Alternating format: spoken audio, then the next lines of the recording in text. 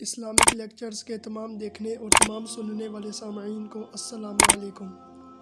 امید ہے آپ سب خیریت سے ہوں گے۔ اللہ تعالیٰ نے حضرت آدم علیہ السلام اور حضرت حوا علیہ السلام کو حکم دیا، اس ساری جنت میں آپ جہاں مرضی سے کھائیں پئیں، جہاں مرضی رہیں، لیکن یاد رہے اس درخت کے نزدیک بھی نہ جانا۔ یہ نہیں اللہ تعالیٰ نے فرمایا کہ اس جنت کا پھل نہیں کھانا، پھل تو کھانے سے منع کیا اللہ تعالیٰ نے، لیکن یہ بھی فرمایا کہ اس درخت کے نزدیک بھی نہ جانا ورنہ آپ ظالموں میں شمار ہو جائیں گے۔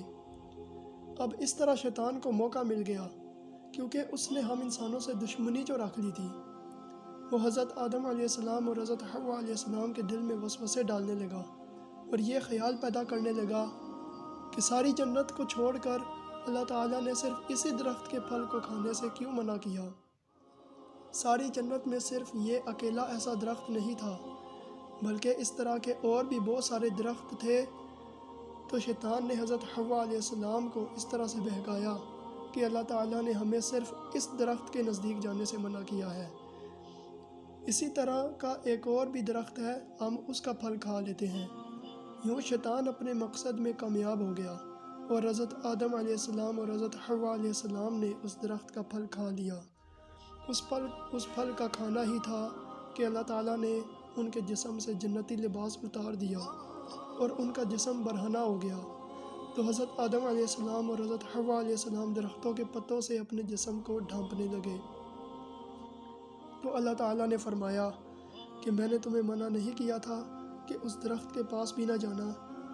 تو حضرت آدم علیہ السلام اور حضرت حوا علیہ السلام شرمندہ ہونے لگے اور اللہ تعالیٰ سے توبہ کرنے لگے، اپنی گناہ کی معافی مانگنے لگے، اور حضرت آدم علیہ السلام اور حوا علیہ السلام نے یہ کلمات ادا کیے: ربنا ظلمنا انفسنا وان لم تغفر لنا وترحمنا لنکونن من الخاسرین۔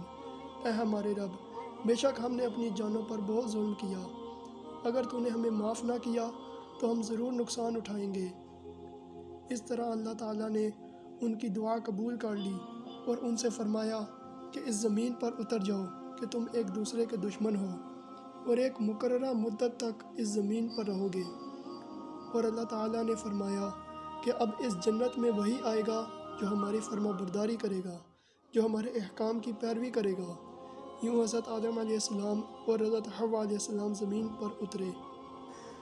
بعض روایات میں آتا ہے کہ حضرت آدم علیہ السلام ہند میں اور حضرت حوا علیہ السلام جدہ میں اتریں۔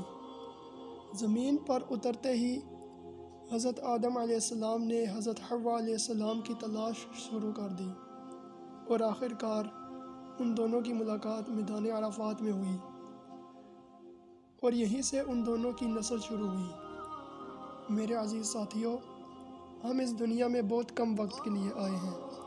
ہمیں چاہیے کہ ہم اللہ کے احکام کی پیروی کریں اور شیطان کے راستے سے بچیں، کیونکہ شیطان ہمارا بہت بڑا دشمن ہے۔ اس نے ہمارے والدین کو جنت سے نکلوایا، کیونکہ جو غلطی ہمارے والدین سے ہوئی وہ ہم سے نہ ہو۔ اللہ تعالیٰ سے دعا ہے جو حق بات کی، اللہ تعالیٰ اس پر ہمیں عمل کی توفیق عطا فرمائے اور دوسرے لوگوں کو اس پیغام کو پہنچانے کی توفیق عطا فرمائے۔ آمین یا رب العالمین۔